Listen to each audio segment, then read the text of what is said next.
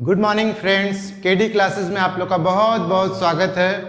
तो I hope आप सभी अच्छे होंगे और निरंतर कंटिन्यूअस पढ़ाई कर रहे होंगे। तो क्योंकि समय अब सोने वाला नहीं है, अब जाग जाइए।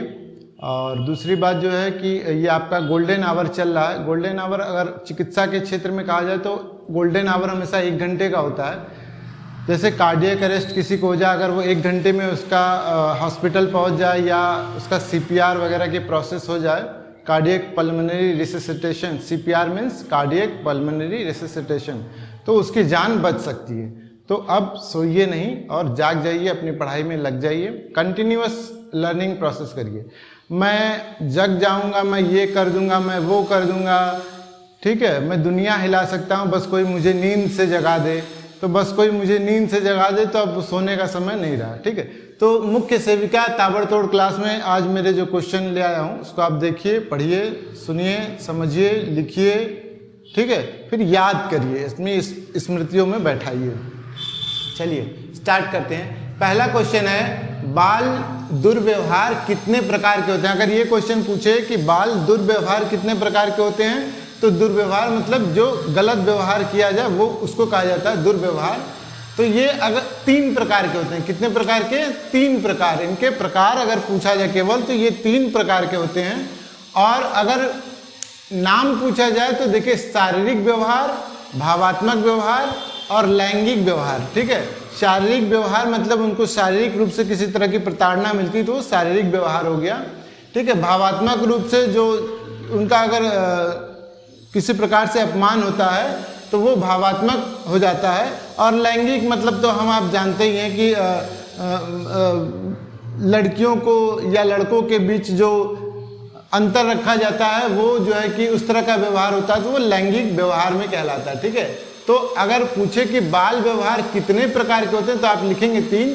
और पूछे कौन कौन से होते हैं तो शारीरिक, भावात्मक और लैंगिक व्यवहार। ठीक है, शारीरिक, भावात्मक और लैंगिक व्यवहार। ठीक, दूसरा जो क्वेश्चन है, राष्ट्रीय बाल श्रम परियोजना कब शुरू हुई? तो राष्ट्रीय बाल श्रम परियोजना 1988 में शुरू हुई। कब शुरू हुई? 1988 में। जबकि बाल श्रम नीति जो थी, बाल श्रम नीति, वो 14 अगस्त 1987 यानी इससे 1 वर्ष पहले कैबिनेट से इसकी मंजूरी मिल गई थी और वो बन गया था। लेकिन परियोजना का शुरुआत हुआ 1988 में। तो देखिए, इसमें बेसिकली 3 तरह के क्वेश्चन है कि राष्ट्रीय बाल श्रम परियोजना कब शुरू हुआ, तो इसका आंसर होगा 1988। अगर ये पूछ ले कि बाल श्रम नीति कब बनी तो ये 14 अगस्त 1987। अगर ये पूछ ले कि इसकी मंजूरी कहाँ से मिली तो वो बोलेंगे कैबिनेट मंत्रालय से, कैबिनेट मंत्रालय से।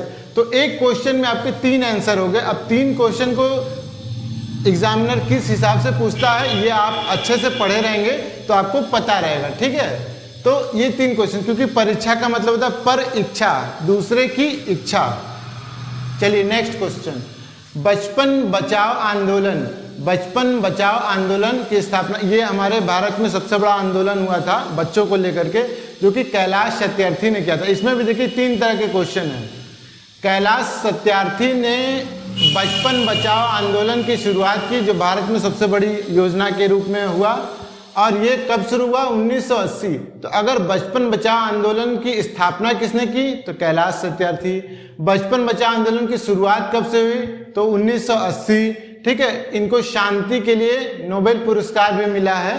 ठीक है, कैलाश सत्यार्थी। तो इसमें ऑलरेडी 3 से 4 क्वेश्चन आपके बन गए। तो जब आप इसको लिखेंगे अलग अलग करके तो आपको ज़्यादा अच्छे से समझ में आएगा। ठीक है, तो बचपन बचाओ आंदोलन की स्थापना कैलाश सत्यार्थी ने 1980 में की। ठीक है, इनको इसके लिए शांति का नोबेल पुरस्कार भी मिला था इनके कार्यों के लिए। अब नेक्स्ट चौथा क्वेश्चन है, एमसीपी को हम किस प्रकार समझ सकते हैं। अब एमसीपी को हम किस प्रकार समझ सकते हैं, इसके लिए सबसे पहले आपको एमसीपी का पूरा नाम जानना होगा। एमसीपी का पूरा नाम, तो एमसीपी का जो पूरा नाम होता है वो mother and child progress card. Mother and child progress card को हम किस प्रकार समझ सकते हैं, तो जैसा कि नाम से ही प्रतीत हो रहा है कि mother and child progress, progress means आगे जिस प्रकार से बढ़ते हैं उसका एक कार्ड बनता है। तो mother and child progress card को हम किस प्रकार समझ सकते हैं, तो गर्भावस्था के दौरान शुरुआत से लेकर आखिरी तक, गर्भावस्था से लेकर के 5 वर्ष तक के बच्चों का स्वास्थ्य ठीक है, हेल्थ, एंड वह पोषण वाला कार्ड, इसको बोलते हैं न्यूट्रिशन एंड हेल्थ कार्ड, ठीक। नेक्स्ट क्वेश्चन है ईडीडी की गणना कब से प्रारंभ की जाती है। तो अब ईडीडी की गणना कब से प्रारंभ की जाती है, तो गणना कब से प्रारंभ की जाती है ये दूसरा क्वेश्चन है। पहले आपको इसका ये मतलब पता होना चाहिए कि ईडीडी मतलब क्या होता है। ईडीडी अगर आप जानते रहेंगे तभी आप आगे कर पाएंगे। तो ईडीडी का मतलब होता है estimated date of delivery, estimated date of delivery. जैसे ये था mother and child progress card, उसी तरह से ये है estimated date of delivery. Clear है कि गणना कब से प्रारंभ की जाती है। तो ये गणना प्रारंभ की जाती है माहवारी के प्रथम दिन से, माहवारी के प्रथम दिन से एस्टिमेटेड डेट ऑफ डिलीवरी की गणना की जाती है, ठीक है।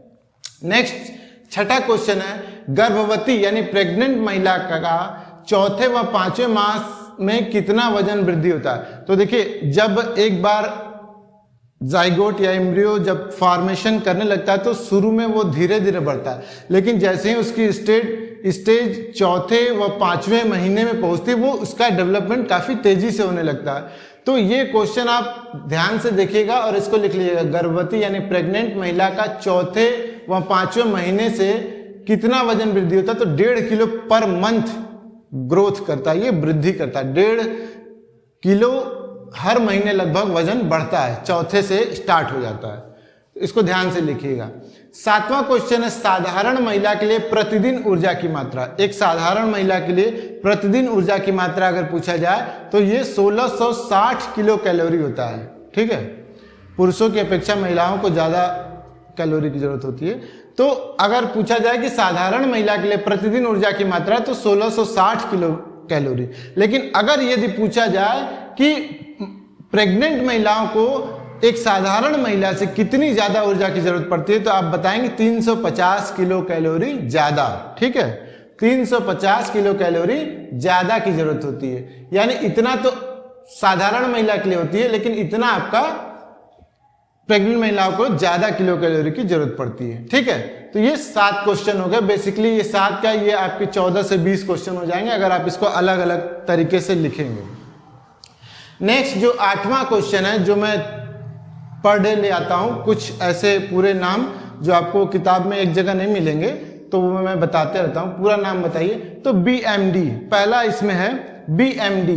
BMD का मतलब होता है बोन, ठीक है, बोन मिनरल डेंसिटी।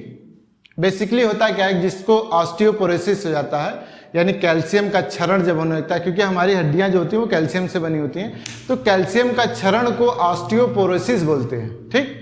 तो उसकी जांच करने के लिए बोन मिनरल डेंसिटी, यानी बोन यानी हड्डी, मिनरल मतलब खाद्य, डेंसिटी मतलब उसका घनत्व। क्योंकि हड्डियां ठोस होती हैं, तो ठोस होती है तो वो ठोस चीजों से बनी होती है, तो उसी के घनत्व में कहीं खोखलापन या कमी इस तरह से तो नहीं हो रहा, तो उसकी जांच करने के लिए बोन मिनरल डेंसिटी, ठीक है। बोन मतलब हड्डी, मिनरल मतलब खाद्य, डेंसिटी मतलब घनत्व। क्लियर है, कोई डाउट नहीं, ठीक है। MCP mother and child progress card. MCP का मतलब होता है mother and child progress card. Clear, ठीक है। इसके बाद EDD estimated date of delivery, estimated date of delivery. CD का मतलब होता है कम्युनिकेबल डिजीज। कम्युनिकेबल डिजीज क्या होता है? Communicable disease are those diseases which can be spread human to human, ठीक है। मतलब जो एक मनुष्य से दूसरे मनुष्य में फैल जाए वो कम्युनिकेबल, ठीक है। 2 तरह के डिजीज होते हैं बेसिकली, एक कम्युनिकेबल एक नॉन कम्युनिकेबल। कम्युनिकेबल जैसे क्या है? टीबी, ट्यूबरकुलोसिस, ठीक है, जो कि माइकोबैक्टीरियम ट्यूबरकुलोसिस होता है और ये एक व्यक्ति से दूसरे व्यक्ति में पहुंच जाता है, जैसे डेंगू, ठीक, जैसे एड्स। तो ये कुछ ऐसी बीमारियां जो एक मनुष्य से दूसरे मनुष्य में पहुंच जाती हैं, वो कम्युनिकेबल मतलब कम्युनिकेबल करके एक दूसरे से में पहुंच जाती है, तो वो कम्युनिकेबल डिजीज कहलाती है, ठीक है। इसके बाद आईवी जब हम और आप हॉस्पिटल जाते हैं तो हम लोग को सुइयां लगती हैं, ठीक है। सुई 3 तरह से लगती है, बेसिकली जो आम हम लोग देखते हैं, इंट्रावेनस यानी वेन्स में लग जाती हैं, जो कि 2 या 3 दिन तक परमानेंट लगी रहती हैं। उससे आप ड्रिप चढ़ाते हैं, जिसको बोलते हैं इंट्रावेनस, ठीक है, जिसके लिए वेनफ्लान का यूज होता है। वेनफ्लान कई नंबर के होते हैं, 24 नंबर, 22 नंबर। जो सबसे छोटे बच्चे होते हैं उनको 24 नंबर लगता है, उससे जो थोड़े बड़े होते हैं उनको 22 नंबर लगता है, उससे जो थोड़े बड़े होते हैं किशोरावस्था के होते हैं उनको 20 नंबर लगता है, ठीक है। एकदम जो एडल्ट 35-40 साल के होते हैं उनको 18 नंबर, 20 नंबर इस तरह से लगता है। तो इसको बोलते हैं आईवी इंट्रावेनस, ठीक है। सेकेंड है आईएम मतलब होता है इंट्रामस्कुलर, ठीक है, जो मसल्स में लगती है, इंट्रामस्कुलर। तीसरा ये है एससी मतलब सबक्यूटेनियस। देखिए हमारी जो शरीर की लेयर होती है वो एपिडर्मिस, डर्मिस और फिर सबक्यूटेनियस। तो वो सबक्यूटेनियस यानी थर्ड लेयर में जाकर के लगता है, एससी मतलब सबक्यूटेनियस, ठीक है। इसके बाद नेक्स्ट है आपका BARC, Bhabha atomic research centre. BARC का मतलब हो गया Bhabha atomic research centre. DRDO का होता है ये होता है defence research development organisation. Defence मतलब यानी रक्षा के क्षेत्र में जो पूरी तरह से कार्य करती है डिफेंस के क्षेत्र में, तो उसकी टेक्नोलॉजी के क्षेत्र में, तो DRDO defence research development organisation, defence research development organisation. Last है इसरो, ये हमको आपको सबको पता है, इंडियन स्पेस रिसर्च ऑर्गेनाइजेशन, ठीक है। तो इसको आप देखिए, पढ़िए, समझिए और लिखिए, नोट करिए, क्योंकि लिखने की जो चीज होती है, लिखने की क्षमता आनी चाहिए। तो नेक्स्ट क्लास आएगी आपकी कल।